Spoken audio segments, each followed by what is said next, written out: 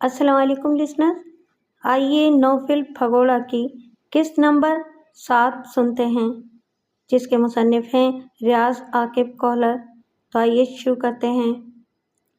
हाँ, ये ठीक है, मैंने सर हिलाकर इसकी तायद करते हुए कहा। इस तरह कम से कम खतरा मोल लेते हुए हम कमाल के बारे में मालूमात हासिल कर लेंगे। मेरी तायद हासिल होते ही दिलेर सिंह ने एक टैक्सी को हाथ देकर रोका और इसमें बैठते ही दिलेर सिंह ने टैक्सी ड्राइवर को उस जगह का पता बता दिया जहां पर हमने जाना था। टैक्सी के चलते ही मैं दाएं बाएं मनासिर को गहरी नज़र से देखने लगा ताकि इस अनजान शहर से ज़्यादा वाकफियत हासिल कर सकूं। दिलेर सिंह और मेरे ताल्लुक़ का फ़ैसला कमाल की खैरियत मालूम होने के बाद होना था। अगर कमाल को कोबरा अपने किसी ठिकाने में ले गया था तो फिर तो मैंने फिलफौर दिलेर सिंह से अलहदा होना था, क्योंकि कोबरे की तरह कोई और भी दिलेर सिंह को ढूंढकर मुझ पर काबू पाने आ सकता था। इसके बरक्स अगर कोबरा कमाल से दिलेर सिंह का पता हासिल करते ही बगैर किसी को इतला दिए दिलेर सिंह के घर पर चढ़ दौड़ा था तो तब दिलेर सिंह का साथ मेरे लिए काफ़ी मुफीद साबित होता। यूँ भी कोबरे की मौत के बाद दिलेर सिंह काफ़ी अकीदत से पेश आ रहा था। अलावा इसी जहाँ तक शवाहिद नज़र आ रहे थे, इससे मुझे यही लग रहा था कि कोबरा कमाल से दिलेर सिंह के बारे में मालूमात होते ही हम पर चढ़ दौड़ा था और अपने ऊपर इसे जो अंधा एतमाद था, इसकी वजह से उसने किसी को बताने की ज़रूरत भी महसूस नहीं की होगी। आधे घंटे के सफ़र के बाद हम जिस इलाके में पहुँचे वो एक रिहायशी इलाका था। एक जगह टैक्सी रुकवा कर दिलेर सिंह ने इसे किराया देकर रुखसत किया और मुझे साथ लेकर एक जानिब चल पड़ा। तकरीबन 2 फर्लांग चलने के बाद हम एक 3 मंजिला इमारत के अहाते में दाखिल हुए। गेट पर एक चौकीदार नुमा शख्स डंडा सोंते खड़ा था, लेकिन इसने हमसे कोई तारुस न किया और भी काफ़ी लोग आ जा रहे थे। दिलेर सिंह मुझे साथ लिए सीढ़ियाँ चढ़ता हुआ दूसरी मंजिल पर पहुंचा और एक फ्लैट के दरवाजे पर रुककर उसने इतलाई घंटी का बटन दबा दिया। दरवाजे के ऊपर फ्लैट का नंबर 73 जगमगा रहा था। थोड़ी देर बाद दरवाज़ा खुला। खोलने वाली एक खुशशक्ल लड़की थी जो आसमानी कलर की साड़ी में मलबूस बहुत दिलकश दिखाई दे रही थी। दिलेर सिंह को देखकर उसके चेहरे पर शनासाई की चमक उभरी। बड़े अरसे बाद रास्ता भूले हैं, उसने अपनी जल तरंग सी आवाज़ में कहा और दरवाजे से एक तरफ होकर बोली, अंदर आ जाएं। जूही, तुम्हें पता भी है कि मैं कितना मसरूफ़ रहता हूँ। फ्लैट में दाखिल होते ही दिलेर सिंह आहिस्ता से बोला, इसके बावजूद तुम गिला करने से बाज नहीं आती हो। मैंने कब गिला किया है? वो दरवाज़ा बंद करते हुए बोली। तो और क्या तुम शुक्र अदा कर रही थी? दिलेर सिंह ऐसे लहजे में बोला कि वो बेसाख्ता हंस दी। बस, जब जवाब न बन पड़े तो हंस पड़ो, सारी गलतियाँ ख़त्म। इसे हंसते देखकर दिलेर सिंह चिढ़कर बोला, जिसके जवाब में उसने एक अदद और हंसी उछाली और कहा, मेहमान का तारुफ तो आपने कराया ही नहीं है। ये मेरा नया दोस्त है। कुछ दुश्मनों से छुपने के लिए इसे ठिकाने की तलाश थी, इसलिए मैं इसे यहाँ ले आया हूँ। अच्छा, आप लोग बैठें।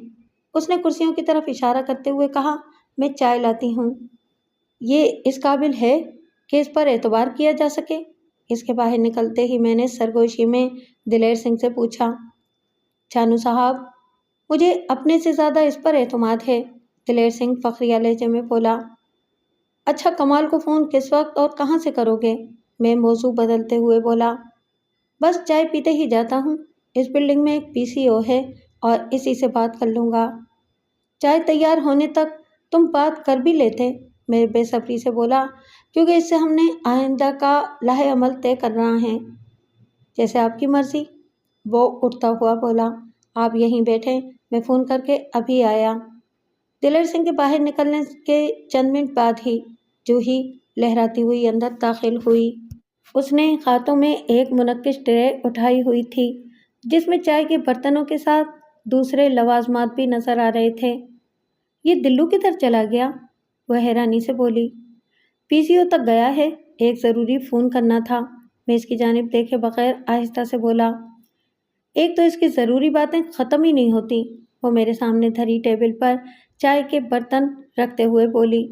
ٹیبل کے ساتھ ہی قالین پر بڑے انداز سے بیٹھ گئی تھی، لیکن میں نے دانستہ اس کی جانب دیکھنے سے گریز کیا۔ چینی کتنی ڈالوں؟ وہ میرے لیے کپ میں چائے بناتے ہوئے پوچھنے لگی۔ دلیر سنگھ کو آنے دو، پھر پی لیتے ہیں۔ کیوں؟ اس کی غیر موجودگی میں آپ کو زہر پلا دوں گی، وہ خفگی سے بولی۔ اور یہ مفلر بھی اب اپنے چہرے سے ہٹا دو، ادھر ایسا کوئی موجود نہیں جس سے آپ کو پردہ کرنے کی ضرورت پڑے۔ میں نے اسے کوئی جواب دیے بغیر مفلر اپنے چہرے سے ہٹا دیا۔ تھینک یو، وہ شرارت سے مسکرا کر بولی۔ آپ دلیر سنگھ کی کیا لگتی ہیں؟ اس کے سوالات سے بچنے کے لیے میں نے اس کا انٹرویو شروع کرتے ہوئے کہا۔ کچھ بھی نہیں، اور بہت کچھ۔ کیا مطلب؟ میں حیرانی سے بولا۔ مطلب ظاہر ہے، وہ وضاحت کرتے ہوئے بولا۔ اگر ہماری شادی نہ ہوئی تو کچھ بھی نہیں، ورنہ بہت کچھ، بلکہ سب کچھ۔ انتظار کس بات کا ہے؟ میں نے پوچھا۔ دلو کی اچھا کا۔ میں سمجھا نہیں۔ دلو شادی کرنے سے پہلے کوئی چھوٹا موٹا کاروبار کرنا چاہتا ہے۔ اس کے ساتھ وہ اس بات کا بھی خواہاں ہے کہ اپنا ذاتی گھر بنا لے۔ آپ کی کیا مرضی ہے؟ میں دلو کی خوشی میں خوش ہوں۔ یہ الفاظ اس کے منہ میں تھے کہ بیرونی دروازہ ایک جھٹکے سے کھلا اور دلیر سنگھ تیزی سے اندر داخل ہوا۔ اس کا رنگ اڑا ہوا تھا۔ اس کی یہ حالت دیکھ کر میں بے ساختہ اٹھ کھڑا ہوا۔ خیر تو ہے؟ میں نے بےتابی سے پوچھا، مگر اس نے میری بات کا جواب دیے بغیر ہاتھ میں پکڑا ہوا اخبار میری جانب بڑھا دیا، جس کے اندرونی صفحے پر میری 2 عدد تصاویر جگمگا رہی تھیں، ایک داڑھی والی اور دوسری بغیر داڑھی کے۔ اس کے ساتھ لکھی تحریر میں مجھے تخریب کار اور دہشت گرد کے القاب سے نوازا گیا تھا اور اطلاع دینے والے کے لیے 50,000 انعام کا وعدہ کیا گیا تھا۔ اس میں پریشان ہونے کی کیا بات ہے؟ میں نے اخبار واپس اس کی جانب پھینکتے ہوئے پوچھا۔ میں ان تصاویر کی وجہ سے تو پریشان نہیں ہوں، وہ جلدی سے بولا۔ تو پھر؟ کمال کے بارے میں مجھے ایک دوست سے پتہ چلا ہے کہ وہ اور کوبرا بزنس پارٹنر ہیں۔ کیا کہہ رہے ہو؟ میں حیرانی سے اچھل پڑا۔ یہ کیسے ہو سکتا ہے؟ کوبرا تو ایجنسی کا بندہ تھا، اور کمال کے بارے میں تو اچھی طرح جانتا ہے کہ کیسا ہے یہ شخص۔ ٹھیک ہے، دلیر سنگھ اطمینان سے بولا، لیکن مجھے بھی پکی اطلاع ملی ہے۔ تو نے کوبرا کی باتیں سنی تھیں؟ میں نے ایک اور نکتہ اٹھایا۔ وہ کمال کو کن الفاظ میں یاد کر رہا تھا؟ وہ سارا ڈرامہ تھا۔ حقیقت یہی ہے کہ وہ اس کاروبار میں کمال کا سانجی تھا، اور جیسے ہی کل ہم نے گاڑی فروخت کی، اس نے اچھی گاڑی دیکھ کر کوبرا کو بھی گاڑی دکھلا دی۔ یہ اب ہماری بدقسمتی تھی کہ کوبرا اس گاڑی کو اچھی طرح پہچانتا تھا، اس لیے اس نے ہم تک پہنچنے میں دیر نہیں لگائی۔ میرا خیال ہے کہ اس نے کسی کو بتائے بغیر یہ قدم اٹھایا تھا، میں نے کہا۔ اس کی کوشش یہی تھی کہ مجھ پر قابو پانے کے بعد یہ بات آگے بڑھائے۔ اس بارے میں کچھ نہیں کہہ سکتا ہوں میں، دلیر سنگھ بولا۔ البتہ یہ بات کنفرم ہے کہ کمال کو یہ معلوم ہے کہ کوبرا میرے گھر کی طرف آیا تھا، اور اس کی لاش دریافت ہوتے ہی کمال کو پتہ چل جائے گا کہ یہ کس کی کارستانی ہے، اور شاید اس کے بعد کمال اس بات کی اطلاع کسی اور ایجنسی کو دے دے، کیونکہ اگر اس کے کوبرا کے ساتھ روابط تھے تو اوروں سے بھی آشنائی ہو سکتی ہے۔ کوبرے کو کس نے مارا ہے؟ جوہی، جو خاموشی سے ہماری باتیں سن رہی تھی، مجھ سے مخاطب ہوئی، مگر میرے بجائے دلیر سنگھ بولا۔ وہ جانو صاحب کے ہاتھوں نرک میں پہنچا ہے۔ اس کے ہاتھوں؟ جوہی نے حیرانی سے میری جانب اشارہ کیا۔ مگر تم تو کہتے تھے کہ کوبرا بہت اچھا لڑاکا ہے، اور اس کے ساتھ خالی ہاتھ مقابلہ کرنا کسی انسان کے بس کی بات نہیں۔ جانو صاحب اس سے بھی اچھے لڑاکے ہیں، دلیر سنگھ فخریہ لہجے میں بولا۔ مجھے تو ان میں ایسی کوئی بات نظر نہیں آ رہی، جوہی بے پرواہی سے بولی، لیکن اس کی آنکھوں میں میرے لیے ابھرنے والی ستائش کے تاثرات مجھ سے چھپے نہ رہ سکے۔ چھوڑو اس قصے کو، میں چائے کا کپ اپنی جانب کھسکاتے ہوئے دلیر سنگھ سے بولا۔ پہلے چائے پی لیں۔ صبر کرو نا، بنا کر دیتی ہوں، جوہی میرے سامنے سے خالی کپ جھپٹتے ہوئے بولی، اور اس کی حرکت پر دلیر سنگھ کھلکھلا کر ہنس پڑا۔ لیکن میں نے مسکرانے کی ضرورت بھی محسوس نہیں کی۔ جوہی ضرورت سے زیادہ ہی میرے ساتھ فری ہونے کی کوشش کر رہی تھی، اور میں کسی صورت میں بھی اس کی حوصلہ افزائی نہیں کرنا چاہتا تھا۔ کتنی چمچ ڈالوں؟ 2 چمچ، یہ کہہ کر میں دلیر سنگھ کی طرف متوجہ ہو گیا۔ اب کمال کی زبان کیسے بند کریں گے؟ میرا خیال ہے کہ چائے پی کر اس کی طرف چلتے ہیں، دلیر سنگھ نے تجویز پیش کی۔ ہو سکتا ہے وہ اب تک یہ بات آگے پہنچا بھی چکا ہو، میں نے اندیشہ ظاہر کیا۔ ہاں، یہ بھی ہو سکتا ہے، لیکن کوبرے کی لاش ملنے سے پہلے शायद वो ये कदम ना उठाए। दिलेर सिंह बोला, ये क्या आप लोगों ने कमाल और कोबरे की रट लगाई हुई है? जूही खफगी से बोली, इसके अलावा आप लोगों के पास कोई मौजू नहीं? चलो फिर जानू साहब से इसकी स्टोरी सुन लेते हैं, दिलेर सिंह बोला। हाँ, अब बात की है ना, जूही जल्दी से बोली। चलें भाई जानू साहब, अब आप अपने बारे में कुछ बताएं। क्या बताऊं यार, बस मुख्तसरन यही है कि किसी घरेलू मजबूरी की वजह से मुझे छुट्टी की ज़रूरत पड़ी, जबकि छुट्टी बंद थी क्योंकि जिस इलाके में मैं तैनात था वहाँ बर्फ़ पड़ने की वजह से रास्ते बंद थे। मजबूरन मुझे भागना पड़ा और बदकिस्मती ये हुई कि मैं गलती से सरहद अबूर करके इस तरफ आ निकला और इंडियन फ़ौज के हाथों पकड़ा गया। आर्मी वालों ने मुझे जासूस समझकर अपने इन्वेस्टिगेशन सेल वालों के हवाले कर दिया। वहाँ से मैं कल रात जान छुड़ाकर भागा था जब आप मुझे रास्ते में मिल गए, और इसके बाद के हालात आपके सामने हैं। आपने सचमुच कमांडो की तरबियत हासिल की हुई है ना? दिलेर सिंह ने पूछा। हाँ, मैं मुख्तसरन बोला। इसका मतलब है कि आपसे काफ़ी दाव पेच सीखे जा सकते हैं, दिलेर सिंह इश्तियाक से बोला। तुम्हें तरबियत देने में मुझे कोई याद नहीं, लेकिन अफसोस कि तेरा मेरा साथ बहुत मुख्तसर है। क्या मतलब? दिलेर सिंह बोला। मतलब वाज़ेह है दोस्त, मैं वजाहत करते हुए बोला। खुफिया एजेंसी वाले मेरी तलाश में सरगर्दा हैं, और जैसे ही इन्हें तुम्हारे मेरे ताल्लुक़ के बारे में मालूम होगा वो हम तक पहुंचने में देर नहीं लगाएंगे। इसलिए बेहतर यही है कि हम अलहदा हो जाएं, और तुम भी इससे पहले कि वो जल्लाद तुम तक पहुँचें इनके पास खुद चले जाओ और इन्हें सारी कहानी बिला कमोकाज सुना दो। इस तरह कम से कम तुम इनके तशद्दुद से बच जाओगे। यूं भी तुमने इसी मुल्क में रहना है, जबकि मैंने जल्द या बदेर यहाँ से निकल जाना है। मैं इतना कमीना भी नहीं हूँ कि अपनी जान के खौफ से तेरा साथ छोड़ दूँ, दिलेर सिंह जज्बाती लहजे में बोला। दिलेर सिंह, समझने की कोशिश करो, इसमें हम दोनों की भलाई है। तेरे ज़रिए इन्हें मुझ तक पहुँचने में आसानी होगी, मैं उसे समझाते हुए बोला। लेकिन आप यहाँ तो छुप कर रह सकते हैं ना? जूही के साथ मेरे ताल्लुक़ को तो कोई भी नहीं जानता। मैंने छुप कर नहीं रहना, यहाँ से निकलना है, मैंने इसे समझाया। चले जाना चंद दिन, हमें भी अपनी सेवा का मौका दो, जूही जल्दी से बोली। मेरा भी यही मतलब है, दिलेर सिंह जल्दी से इसकी तायद करते हुए बोला। ठीक है दिलेर सिंह, मैं हथियार डालते हुए बोला, लेकिन ज़्यादा से ज़्यादा आज का दिन, कम से कम 3-4 दिन तो रहें, दिलेर सिंह बोला।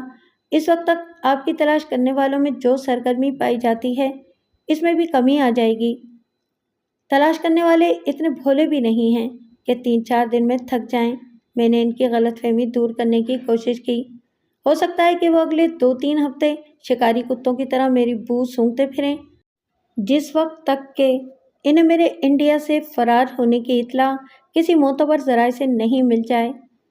कम से कम 2 दिन ज़रूर, जूही चाय के बर्तन समेटते हुए हतमी लहजे में बोली। और अब इस बारे में आपका कोई बहाना नहीं सुना जाएगा। अच्छा फिर मुझे आराम करने की जगह दिखा दें, मैं अपनी जगह से उठता हुआ बोला।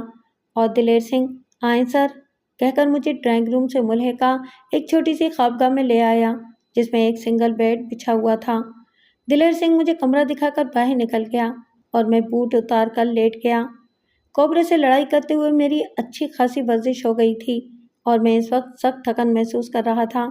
इसके अलावा मेरा मकसद इन दोनों को तन्हाई फराहम करना भी था।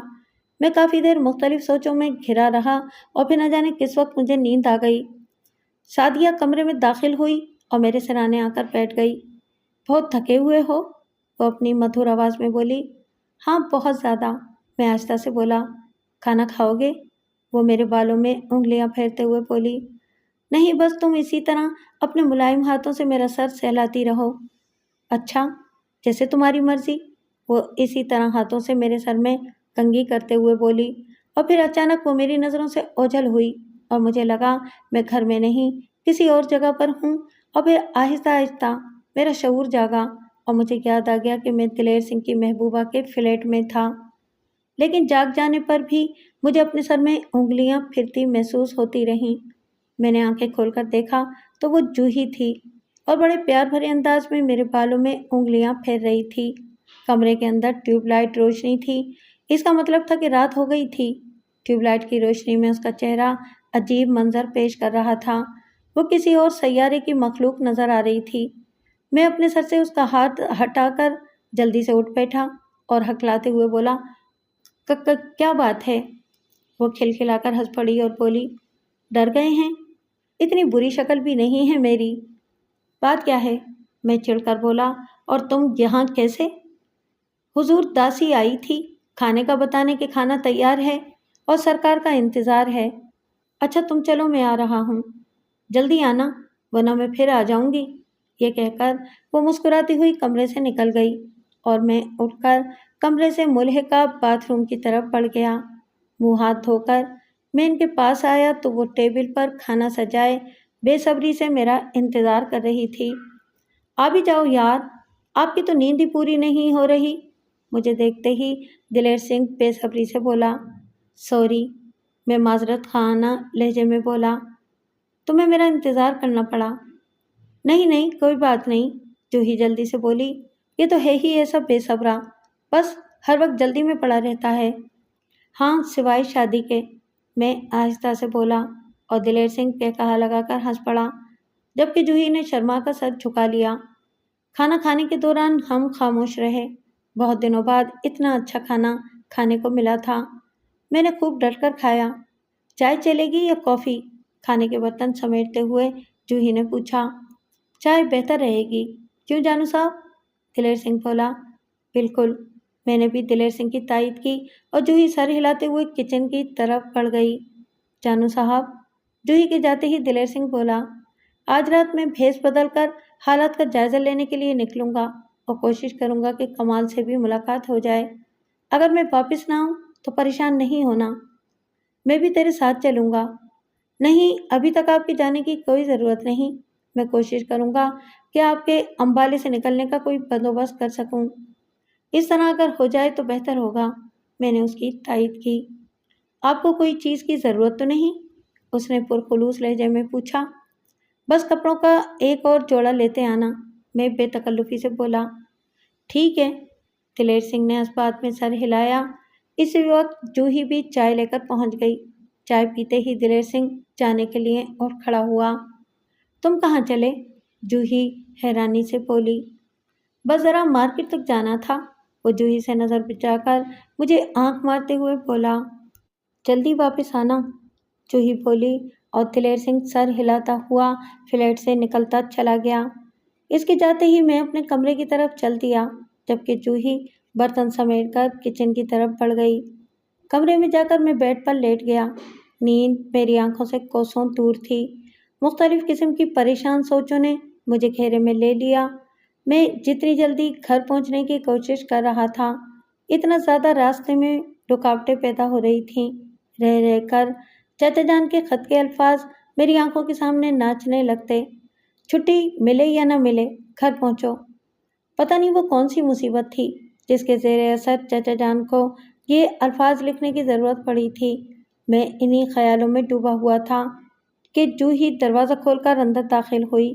میرے چہرے پر یکدم بیزاری کے آثار نمودار ہوئے۔ مجھے اس کا آنا ناگوار گزرا تھا۔ دلیر سنگھ کسی بھی وقت لوٹ کر آ سکتا تھا اور ہمیں اکٹھا کمرے میں دیکھ کر کسی قسم کا شک بھی اس کے ذہن میں پیدا ہو سکتا تھا۔ اگر وہ نہ بھی آتا تب بھی جوہی کا میرے ساتھ بیٹھ کر گپیں ہانکنا بہتر نہیں تھا، اور یہ بات بھی تھی کہ جوہی جس طرح میری ذات میں دلچسپی لے رہی تھی وہ میرے لیے کسی مشکل کا باعث بن سکتا تھا۔ آپ کو شاید میرا آنا ناگوار گزرا ہے، جوہی میرے چہرے پر ناگواری کے واضح آثار محسوس کر کے بولی۔ نہیں، میں جلدی سے بولا، کیونکہ آخر میں اس کے گھر میں تھا اور بن بلایا مہمان تھا۔ یہ تو میں یوں ہی گھر یاد آنے کی وجہ سے کچھ پریشان سا تھا۔ جانو صاحب، جوہی سنجیدہ سے لہجے میں بولی، مجھے پتا ہے کہ میں آپ کو اچھی نہیں لگی ہوں، اور اگر لگتی تو تب بھی آپ کا اور میرا ملاپ اس جنم میں ناممکن نہیں تو مشکل ضرور تھا۔ آپ مجھے پہلی نظر میں کیوں اچھے لگنے لگے ہیں اس بارے میں کچھ نہیں کہہ سکتی، البتہ ابھی میں آپ کے پاس اپنی پسندیدگی کا اظہار کرنے نہیں آئی تھی، بلکہ میرا مقصد آپ کو ایک بہت بڑے خطرے سے آگاہ کرنا ہے۔ کیسا خطرہ؟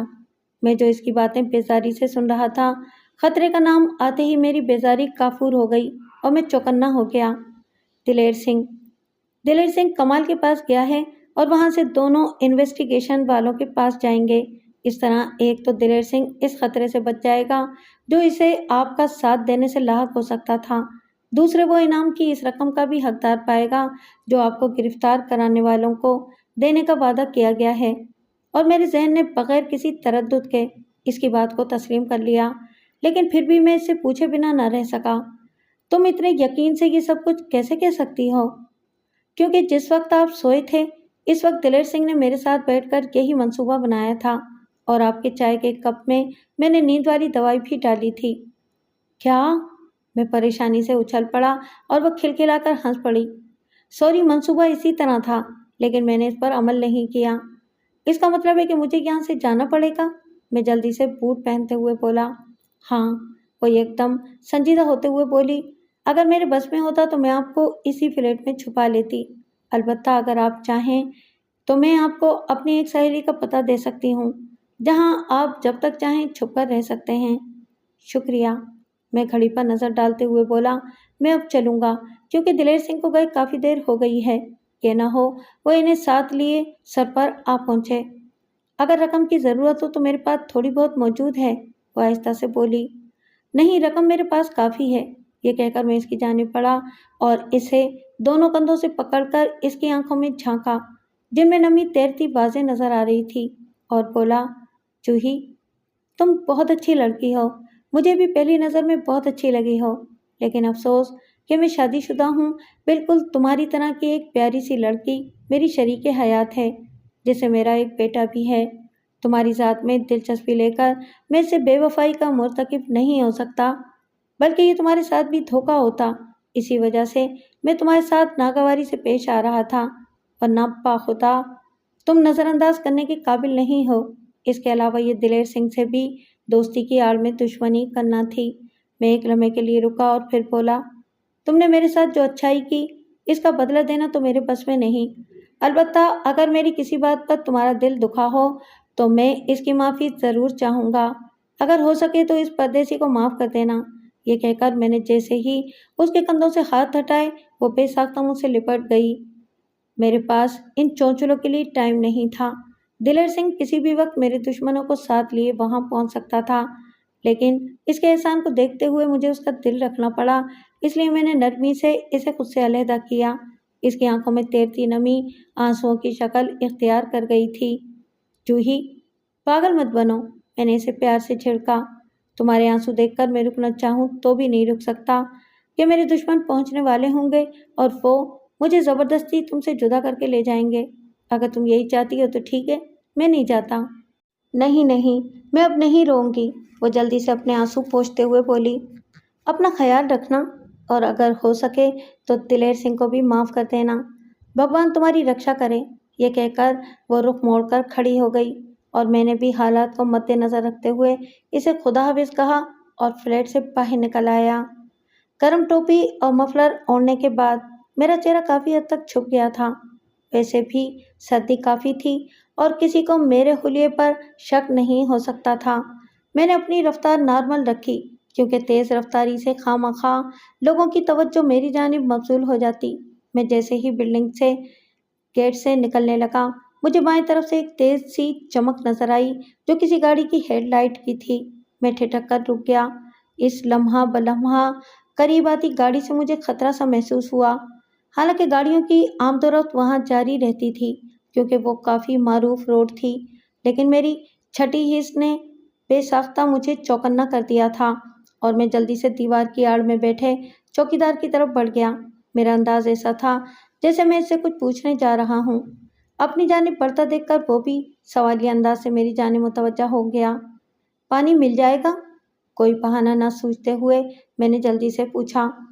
उस वक्त गाड़ी इसी बिल्डिंग के गेट के अंदर दाखिल हुई, लेकिन मैं दीवार की आड़ में होने की वजह से इसकी हेडलाइट की रोशनी में आने से बच गया था। ये एक वैगोनुमा गाड़ी थी। इसकी अंदरूनी लाइट की रोशनी में मुझे दिलेर सिंह का मनहूस चेहरा नजर आया। इसके साथ काफ़ी बंदे बैठे हुए नजर आ रहे थे। बाबू, सामने बरामदे में कूलर लगा हुआ है, चौकीदार अंदरूनी इमारत की तरफ इशारा करते हुए बोला। वहां से पी लो, मेरे पास तो। धन्यवाद, میں نے اس کی بات پوری ہونے سے پہلے ہندوؤں کے انداز میں ہاتھ باندھ کر اس کا شکریہ ادا کیا اور ان کے گاڑی سے باہر آنے سے پہلے میں بلڈنگ کے گیٹ سے باہر نکل آیا۔ ان کی گاڑی بائیں جانب سے آئی تھی، میں نے بھی وہی سمت اختیار کی۔ واپسی پر انہوں نے فطری طور پر دائیں طرف جانا تھا، کیونکہ بائیں طرف سے آتے وقت راستے میں میرا ان سے ٹکراؤ نہیں ہوا تھا، اور اس کے بعد صرف دائیں جانب ہی رہتی تھی جدھر وہ میری تلاش میں جا سکتے تھے۔ لیکن یہ حتمی بات نہیں تھی، اس کے برعکس بھی ہو سکتا تھا کہ چوکیدار سے پوچھنے پر انہیں میرے فرار کی صحیح سمت معلوم ہو جاتی۔ اس لیے تھوڑی دیر چلنے کے بعد میں نے روڈ کے بجائے گلیوں میں سفر کرنا مناسب سمجھا۔ رات کے 11 بج رہے تھے، سردی اپنے جوبن پر تھی، صبح ہونے میں ابھی تک 7-8 گھنٹے پڑے تھے۔ گو دن کو میں کافی آرام کر چکا تھا اور اس وقت بھی نیند میری آنکھوں سے کوسوں دور تھی۔ اس کے باوجود میرا دل چاہ رہا تھا کہ سر چھپانے کے لیے کوئی ٹھکانہ مل جائے، کیونکہ بغیر پلاننگ کے امبالہ سے فرار ہونا مشکل تھا، اور اس کی سب سے بڑی وجہ اس شہر کے محل وقوع سے ناواقفیت تھی۔ اس کے ساتھ ساتھ پولیس یا خفیہ ایجنسی والے میری تلاش کس نہج پر کر رہے تھے، اس سے بھی میں ناواقف تھا۔ ٹیڑھی میڑھی گلیوں سے گزرتے ہوئے جوہی کے فلیٹ سے کافی دور نکل آیا تھا۔ اکا دکا راہگیروں کو دیکھ کر مجھے گلیوں میں اجنبیت کا احساس نہیں ہو رہا تھا۔ میں مٹر گشت کے انداز میں ٹہلتا ہوا دائیں بائیں کے راہگیروں کو گہری نظروں سے دیکھتا جا رہا تھا۔ راہگیروں میں اکا دکا لڑکیاں بھی نظر آ رہی تھیں۔ میں گلی کے آخری سرے پر ایک پولیس والے کو دیکھ کر ایک چھوٹی گلی میں مڑ گیا۔ وہ گلی آگے روڈ پر جا نکلی۔ روڈ پر سفر کرنا تو گلیوں کی نسبت زیادہ خطرناک تھا، لیکن میں نے واپس جانا مناسب نہ سمجھا۔ روڈ پر میں تھوڑی ہی دور گیا ہوں گا کہ ایک بس اسٹاپ پر ایک لڑکی کھڑی دکھائی دی۔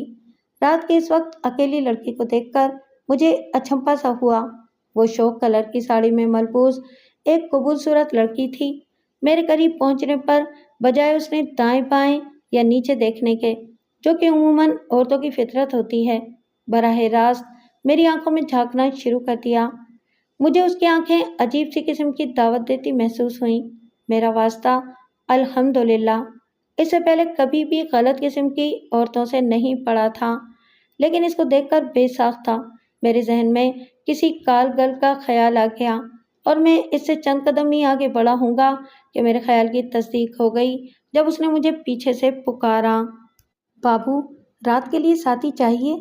اس کی کھلی ڈھلی دعوت سن کر ایک بار تو میرے کانوں کی لوئیں تک گرم ہو گئیں، اور میں نے چاہا کہ اپنے قدموں کو تیز کر کے وہاں سے نکل جاؤں، مگر پھر رات گزارنے کے خیال نے میرے قدموں کو روکا، اور ایک فیصلے پر پہنچ کر میں اس سے مخاطب ہوا۔ جگہ کا بندوبست ہو جائے گا؟ وہ ایک لمحے کے لیے ہچکچائی، مگر پھر بولی، ہو جائے گا، مگر اس کے لیے علیحدہ پیسے دینے ہوں گے۔ منظور ہے، میں نے اس بات میں سر ہلا کر کہا، مگر رازداری شرط ہے۔ وہ تو آپ نہ بھی کہیں وہ ہوگی۔ یہ کہہ کر وہ میرے قریب آئی اور میرا ہاتھ تھام کر چلنے کے لیے تیار ہو گئی۔ بالکل سرد اور جذبات سے خالی لمس تھا۔ مجھے تھوڑی دیر پہلے ہونے والی جوہی کے ساتھ اپنی آخری ملاقات یاد آ گئی۔ اگر ریٹ طے کر لیتے؟ اس کے ساتھ چلتے ہوئے میں گھٹیا پن کی حد کراس کرتے ہوئے بولا۔ عام حالات میں کبھی بھی اس قسم کی گھٹیا بات میرے منہ سے نہ نکلتی، لیکن اس وقت حالات ایسے بن گئے تھے کہ مجھے اس روپ میں ڈھلنا پڑا، ورنہ عورت کی تکریم و تقدیس تو بچپن سے مجھے سکھائی گئی تھی۔ ماں، بہن، بیٹی اور بیوی جیسے مقدس رشتوں کے علاوہ میں عورت کے کسی اور روپ سے واقف نہیں تھا۔ یہ تو عملی زندگی میں قدم رکھنے کے بعد مجھے پتہ چلا کہ مرد کی عیاری نے عورت کو کئی قسم کے بھیس بدلنے پر مجبور کر دیا، اور اس پھولوں سی نزاکت اور شبنم کے قطروں جیسی پاکیزگی رکھنے والی صنف کو اتنی پستی میں گرا دیا کہ اس سے زیادہ پستی کا تصور کرنا ناممکن ہے۔ گو اس جرم میں عورت بھی مرد کے ساتھ شریک ہے، لیکن اس میں زیادہ ہاتھ مرد کا ہے، اور عورت کو اس کی سادگی نے اس جرم میں ملوث کر رکھا ہے۔ 250 کمرے کے کمرہ ہوٹل کا ہوگا؟ میں بے اختیار رک گیا، کیونکہ اس صورت میں مجھے اپنا پلان فیل ہوتا ہوا نظر آ رہا تھا۔ نہیں، میرا اپنا گھر ہے، وہ جلدی سے بولی۔ اور کون کون ہے اس میں؟ میں مطمئن ہو کر پھر اس کے ساتھ چلنے لگ گیا۔ اس سے آپ کو کوئی مطلب نہیں ہونا چاہیے، وہ سرد لہجے میں بولی۔ آپ کے لیے اتنا کافی ہے کہ ہمیں کوئی بھی ڈسٹرب نہیں کرے گا۔ سوری۔ اس کے لہجے کی ناگواری محسوس کر کے میں بے ساختہ بولا، اصل میں میرا ارادہ ہے کہ میں پوری شب ہی آپ کے ہاں گزاروں اور معاوضے میں 250 کی بجائے 500 روپے دینے کو تیار ہوں، لیکن میں پوری شب آپ کا ساتھ نہیں دے سکوں گی۔ اتنے زیادہ معاوضے کا سن کر اس سے انکار نہ کیا گیا۔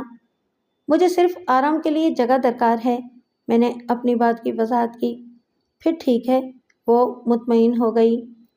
میں اس کے ہمراہ ٹیڑھی میڑھی گلیوں سے گزرتا ایک پوشیدہ سی بلڈنگ کے احاطے میں داخل ہوا۔ اس کی عمارت 3 منزلہ تھی۔ وہ مجھے دوسری منزل کے ایک پرانے سے فلیٹ کے سامنے لائی اور بے دھڑک دروازہ دھکیل کر اندر داخل ہوئی۔ میں بھی اس کے پیچھے اندر داخل ہو گیا۔ اس فلیٹ کی حالت جوہی والے فلیٹ سے بہت خستہ تھی، لیکن ان دونوں فلیٹوں کے رقبے میں کوئی خاص فرق مجھے نظر نہ آیا۔ یہ فلیٹ بھی 3 چھوٹے کمروں اور کچن باتھ روم پر مشتمل دکھائی دیا، جس میں داخلی کمرہ لازماً ڈرائنگ روم تھا۔ اس میں 2 پرانی سی چارپائیوں کے علاوہ اور کوئی قابل ذکر چیز مجھے نظر نہ آئی۔ وہ مجھے لے کر ایک اندرونی کمرے میں داخل ہوئی۔ کمرے میں ایک ہی چارپائی پڑی تھی اور اس کی حالت باہر والی چارپائیوں کی نسبت بہتر تھی۔ چارپائی پر ایک پھولدار چادر بھی بچھی ہوئی تھی۔ یہ وہ واحد چیز تھی جو اس فلیٹ میں مجھے صاف ستھری دکھائی دی۔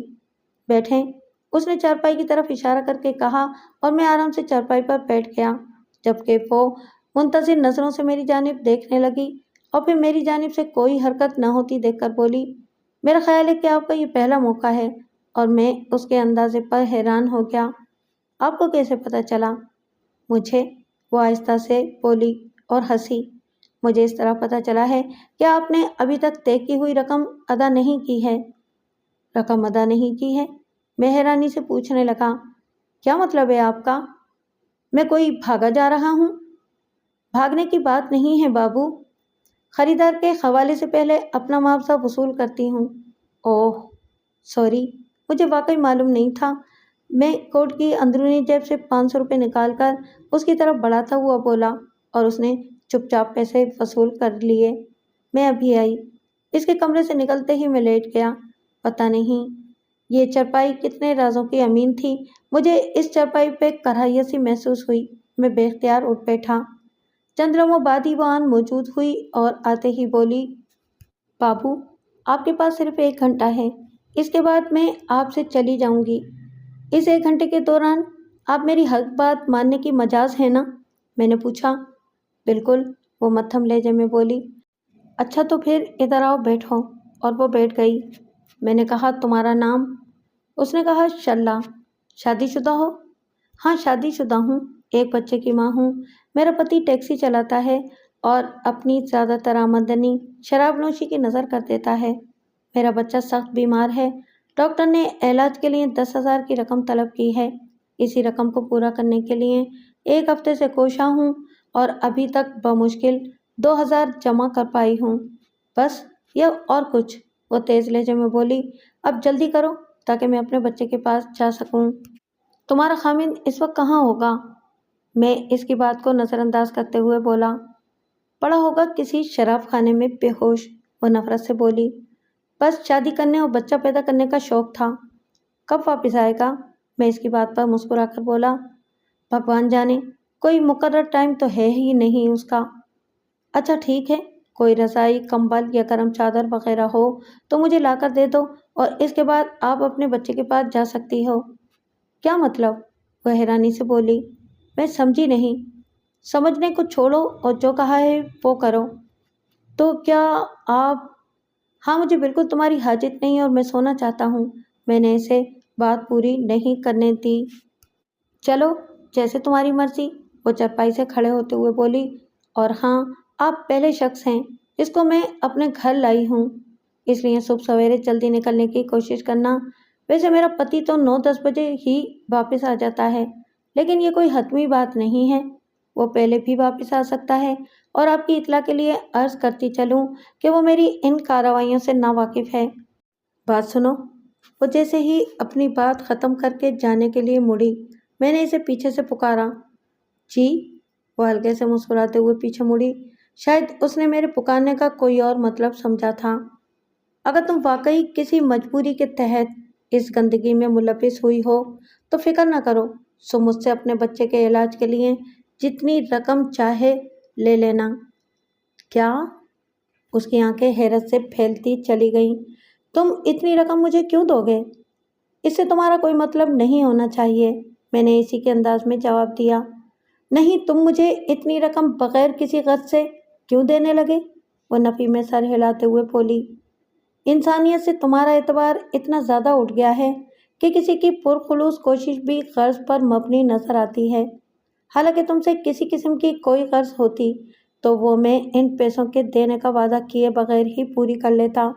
بہرحال تمہیں یقین نہیں آتا تو یہ لو۔ میں نے جیب میں موجود دلیر سنگھ کے دیے ہوئے پیسے نکال کر اس میں سے 10,000 کی رقم گن کر اس کی طرف بڑھاتے ہوئے کہا۔ وہ گو مگو کی کیفیت میں کھڑی رہی اور بے یقینی اس کی آنکھوں میں ہلکورے لے رہی تھی۔ یہ اصلی نوٹ ہیں، میں مسکراتے ہوئے بولا۔ اس سے پہلے کہ میرا ارادہ بدل جائے، یہ لے لو۔ میں کس منہ سے آپ کا شکریہ ادا کروں؟ وہ میرے ہاتھ سے پیسے پکڑ کر ممنونیت بھرے لہجے میں بولی۔ خوشی اور تشکر سے اس کی آنکھوں میں نمی اتر آئی تھی۔ اسی منہ سے کر لو، میں شرارتاً بولا۔ کیا؟ وہ حیرانی سے پوچھنے لگی۔ شکریہ ادا؟ میں نے اپنی بات کی وضاحت کی۔ تم پوچھ رہی تھی نا کہ کس منہ سے شکریہ ادا کروں، تو تمہارا یہ منہ بھی کافی اچھا ہے، اسی سے کر لو۔ اور میری بات پر وہ کھلکھلا کر ہنس پڑی۔ چائے لاؤں آپ کے لیے؟ نہیں شکریہ، اب آپ جائیں، میں بھی آرام کروں گا، یہ کہہ کر میں چارپائی پر لیٹ گیا۔ ہاں آپ آرام کریں، میں آپ کے لیے رضائی لاتی ہوں، یہ کہہ کر وہ کمرے سے نکل گئی اور چند لمحوں بعد ہی صاف ستھری رضائی لیے واپس آئی اور میرے منع کرنے کے باوجود بڑے پیار سے رضائی مجھے اڑا کر دوبارہ واپس لوٹ گئی۔ دن کو سونے کی وجہ سے مجھے نیند نہیں آ رہی تھی۔ میں بھارت سے نکلنے کے مختلف طریقوں پر غور کرنے لگا۔ سرحد عبور کرنے کے لیے مجھے یا تو واپس مقبوضہ کشمیر والا راستہ اختیار کرنا پڑتا، کیونکہ پہاڑی علاقوں میں سیکورٹی جتنی بھی زیادہ سخت رکھی جائے پھر بھی ایسے کئی محفوظ راستے مل جاتے ہیں جہاں سے بندہ آسانی سے سرحد عبور کر سکے، اور اس کے لیے مجھے امبالہ سے جالندھر اور پھر وہاں سے مقبوضہ کشمیر کے علاقے میں باہر نکلنا پڑتا۔ لیکن یہ ایک طویل اور دشوار سفر ہوتا۔ اس کے برخلاف دوسرا راستہ سمندر کا تھا اور اس کے لیے مجھے امبالہ سے بمبئی تک کا سفر کرنا پڑتا، جو کہ کافی طویل تھا۔ بمبئی ویسے بھی مجرموں کی جنت ہے، وہاں پر لازماً مجھے کئی ایسے جرائم پیشہ افراد مل جاتے جو رقم لے کر مجھے پاکستان جانے میں مدد دے سکتے تھے۔ اس راستے کو اختیار کرنے کے لیے مجھے بھاری رقم کی ضرورت پڑ سکتی تھی، اور رقم کا یہ مسئلہ بمبئی کے جوا خانے آسانی سے پورا کر سکتے تھے۔ تاش کھیلنے میں مہارت رکھنے کی وجہ سے مجھے یقین تھا کہ میں مطلوبہ رقم آسانی سے پیدا کر لیتا، لیکن یہ ایک لمبی بات تھی۔ مجھ سے بڑا کوئی بھی پتے باز میرے اس منصوبے کو خاک میں ملا سکتا تھا۔ میں رقم کے حصول کے لیے متبادل طریقوں پر غور کرنے لگا، جس میں چوری ڈکیتی سے لے کر اغوا برائے تاوان کی اسکیمیں تک شامل تھیں، اور پھر انہی خیالوں میں نہ جانے کس وقت میری آنکھ لگ گئی۔ صبح کی اذانیں میرے کانوں میں پڑیں تو میرے قدم بے ساختہ باتھ روم کی طرف بڑھ گئے۔ ٹھنڈے پانی سے وضو کرتے ہوئے مجھے عجیب سی فرحت کا احساس ہوا۔ کمرے میں آ کر میں نے بستر کی چادر سے فرش کو جھاڑا اور پھر ننگے فرش پر ہی نماز کی نیت باندھ کر کھڑا ہو گیا۔ انڈیا میں داخلے کے بعد یہ میری پہلی نماز تھی۔ نماز کے بعد میں نے گڑ گڑا کر اپنے گھر والوں کی خیریت کی دعا کی۔ دل کو نماز پڑھنے کے بعد بہت سکون کا احساس ہو رہا تھا۔ فرش سے اٹھ کر میں چارپائی پر بیٹھ گیا۔ پتہ نہیں شلہ کا خامد واپس آیا تھا کہ نہیں۔ بہرحال جیسے بھی تھا، میرا وہاں سے کوچ کرنے کا ٹائم ہو گیا تھا، اور میں زیادہ دیر وہاں ٹھہر کر شلہ کے لیے کوئی مصیبت کھڑی کرنا نہیں چاہتا تھا۔ میں اس ادھیڑ بن میں تھا کہ شلہ دروازہ کھول کر کمرے میں داخل ہوئی۔ اس کے ہاتھ میں ٹرے تھی جس میں چائے کے برتن، پراٹھے، آملیٹ اور ابلے ہوئے انڈے نظر آ رہے تھے۔ بابو ناشتہ کر لو، وہ آہستہ سے بولی۔ اتنے سویرے ناشتہ؟ کیا روزانہ اسی ٹائم ناشتہ تیار کرتی ہو؟ یہ ناشتوں والا گھر نہیں ہے بابو، वो दुखी लहजे में बोली, ये तो सिर्फ आपके लिए बनाया है। तुम्हें कैसे पता चला कि मैं जाग गया हूँ? मैंने हैरानी से पूछा। मैंने आपको बाथरूम में जाते देख लिया था। चलो ये अच्छा हो गया, मैं वैसे भी जाने के लिए तैयार बैठा था। नाश्ता करते ही निकल पड़ूंगा। अगर आपकी इच्छा हो तो आप यहाँ चंद दिन और भी ठहर सकते हैं। वो चाय कप में डालकर मेरी तरफ बढ़ाते हुए बोली। क्यों, अपने शोहर से पिटवाने का इरादा है क्या? मैं मज़ाहिया लहजे में बोला। नहीं, वो मेरे मजाक को ना समझते हुए जल्दी से बोली। असल में हम चंद दिनों के लिए दिल्ली जा रहे हैं, तो पीछे घर खाली रहेगा, इसलिए मैंने सोचा कि आप रहना चाहें तो रह सकते हैं। दिल्ली? मैं हैरानी से बोला। वहाँ किस लिए? अब आपकी मेहरबानी से इतने पैसे हो गए हैं कि हम अपने बच्चे का इलाज दिल्ली में करवा सकें। यहाँ से बस के ज़रिए जाओगे? मैंने मालूमात लेने की क़स्द से पूछा। नहीं, अपनी टैक्सी में जाएंगे। वहाँ पर मेरी बहन का घर है। मेरा पति भी वहीं अपनी टैक्सी चलाकर टूटी फूटी मजदूरी करता रहेगा जब तक कि मुन्ना ठीक नहीं हो जाता। अगर मैं भी आप लोगों के साथ दिल्ली जाना चाहूँ तो? आपकी हर ख्वाहिश मेरे लिए हुक्म का दर्जा रखती है, वो जज्बाती लहजे में बोली। लेकिन एक बात बता दूं, मैंने संजीदगी से कहा, मैं मुजरिम हूँ और पुलिस सरगर्मी से मेरी तलाश में है। फिर भी अगर आपकी यही इच्छा है तो हम आपको ले जाने के लिए तैयार हैं। अलबत्ता पुलिस से बचना आपका अपना मसला है। तुम्हारा पति राज़ी हो जाएगा? इतना मुश्किल काम इतनी आसानी से होते देखकर मैं अपने जोश को दबाते हुए बोला। अगर वो कुछ ना कहे तो मैं टैक्सी की डिग्गी में घुसकर सफ़र कर लूँगा। डिग्गी में? वह हैरानी से बोली। मगर इतना कष्ट उठाने की क्या ज़रूरत है? आप पिछली सीट पर बैठकर सफ़र कर लेना। बताया तो है कि पुलिस शिद्दत से मेरी तलाश में है। ओह, मुझे ख्याल ही नहीं रहा था। बहरहाल जो आपकी इच्छा हो।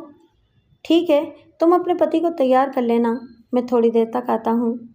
इसको तो तैयार ही समझो। ओके, ये कहकर मैं सर हिलाता हुआ फ्लैट से निकलता चला गया।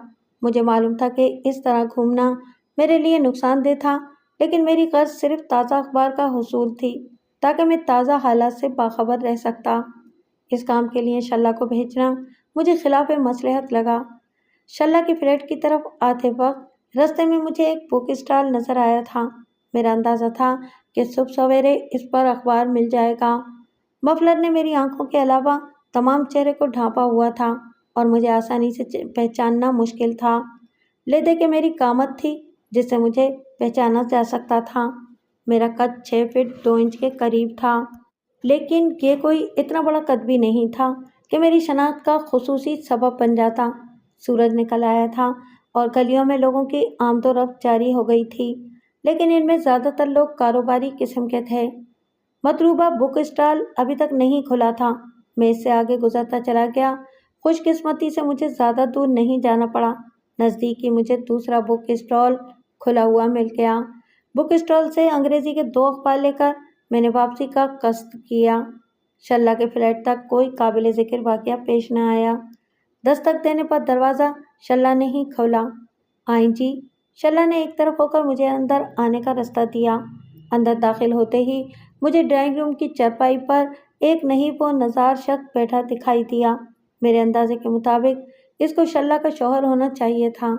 मेरे अंदाजे की तस्दीक शल्ला का इससे तारुफ कराने से हुई। शल्ला अभी तक मेरे नाम से नावाकिफ़ थी, लेकिन अपने शौहर को उसने मेरा नाम मोहन बताया और मैंने भी इस खुदसाख्ता नाम की तरदीद करनी मुनासिब ना समझी।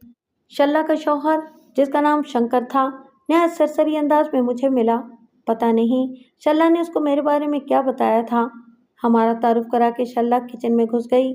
उसका इरादा रास्ते के लिए कोई खाना वगैरह का बंदोबस्त करना था। मैं भी शंकर को अकेला छोड़कर अंदरूनी कमरे में घुस आया ताकि आराम से अखबारों की बदगिरदानी कर सकूं। हस्बे तवक्को फ्रंट पेज पर मुझे अपनी एक दरमियाने साइज़ की तस्वीर नज़र आ गई, जिसके नीचे मेरा नाम, हुलिया वगैरह तफसील से लिखा हुआ था। इतला देने वाले के लिए इनाम की रकम 50,000 से बढ़ाकर 1 लाख तक कर दी गई थी। इसके साथ ही एक मुंसलिक खबर कोबरे और उसके साथियों के मुतालिक थी और इनकी मौत का ज़िम्मेदार भी मुझे ही ठहराया गया। ये दोनों खबरें दोनों अखबारों में थोड़ी बहुत कमोबेशी के साथ शाया हुई थीं। اس کے علاوہ کافی تلاش کے باوجود مجھے اپنے متعلق کوئی خبر نہ مل سکی۔ دونوں اخباروں کے اپنی تصویر والے صفحات میں نے پھاڑ کر ان کے ٹکڑے چارپائی کی ادوائن میں چھپا دیے۔ گھنٹے 2 گھنٹے کے بعد انہوں نے جانے کی تیاریاں مکمل کر لیں۔ شنکر کی ٹیکسی بلڈنگ کے احاطے میں پارک تھی۔ شلہ نے میرے آرام کی خاطر ڈگی کے اندر ایک کمبل بچھا دیا تھا۔ دائیں بائیں احتیاط سے نظر دوڑانے کے بعد میں تیزی کے ساتھ اس کھٹارا ٹیکسی کی ڈگی میں منتقل ہو گیا۔ شلہ نے رقم کی پوٹلی اور کپڑوں والا سوٹ کیس بھی ڈگی میں رقم رکھ چھوڑا تھا۔ ڈگی کے اندر سفر کرنے کا یہ میرا پہلا موقع تھا۔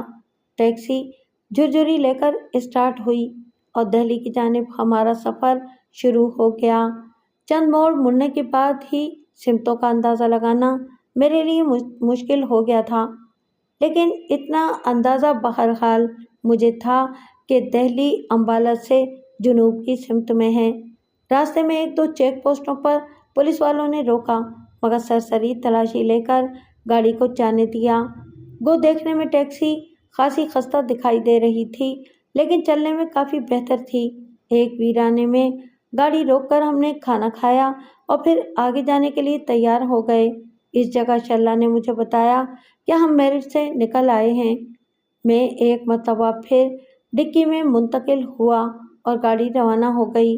مجھے امید تھی کہ امبالہ کی نسبت دہلی میں میرے لیے خطرات کم ہوں گے، لیکن یہ ایک ضمنی بات تھی اور انڈین انٹیلیجنس کا کچھ پتہ نہیں تھا کہ وہ کس پیمانے پر میری تلاش میں تھی۔ پاک بھارت ہر دونوں ممالک میں جاسوسوں کی بڑی تعداد ایک دوسرے کے خلاف متحرک رہتی ہے اور ایسے جاسوس مستقل بنیادوں پر مخالف ملک میں برائے جمان رہتے ہوئے آستین کا سانپ بنے رہتے ہیں، لیکن ان کی شناخت نہایت ہی مشکل ہوتی ہے اور پہچانے جانے کے بعد کوئی معجزہ ہی کسی جاسوس کو پکڑے جانے سے بچا سکتا ہے، ورنہ متحرک اور فعال ایجنسیاں اسے گھیرنے میں دیر نہیں لگاتیں۔ میں بھی اس وقت انہی حالات سے گزر رہا تھا۔